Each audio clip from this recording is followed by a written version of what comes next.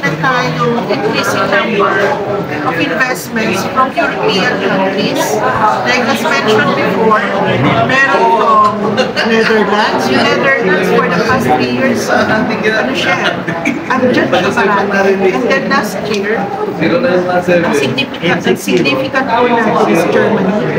And then for the first quarter, January to April, siguro first quarter, January to April, ang significant po namin ngayon is Switzerland.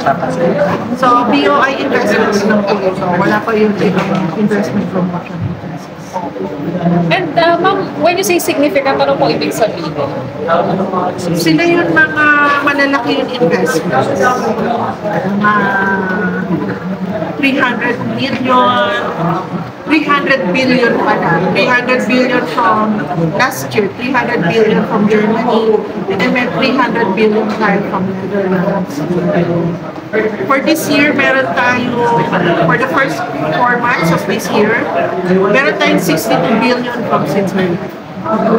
And how will this affect, ma'am, yung ating economy? They will provide, once they operate, so they will provide economic activity, so merong employment generation yan. And then, may revenues sila kasi if they have, they are operating profitably, then the government can get, they may export or they may have domestic sales. Hindi ko kasi alam yung orientation ng company sa. So, may mga taxes na ma-generate. May projection tayo, ma'am, when it comes to employment, may employ, tax na makukulit. Pero hindi ko ata yung data ng employment na. Hindi ko masasabing ine-expect, pero may target. Ang target po namin is between 1.3 to 1.5 trillion pesos. For 2020? For 2024. Really? So yan po ang tinang-target namin. Trillion. Billion, ay trillion, 1.3 to 1.5 trillion pesos for 2024. Ngayon ay nasa ano na po kayo for 2024? Sorry na.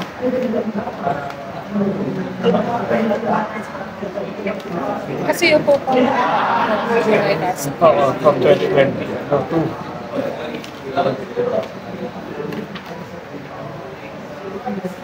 So as of now, meron na po kami 608.93 billion pesos.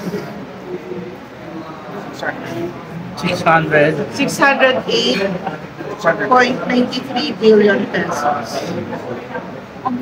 For 2024 pa lang po yan. January to April 2024. ma'am, yung mga investments na yan, mostly at sa ano pong industry? Renewable energy.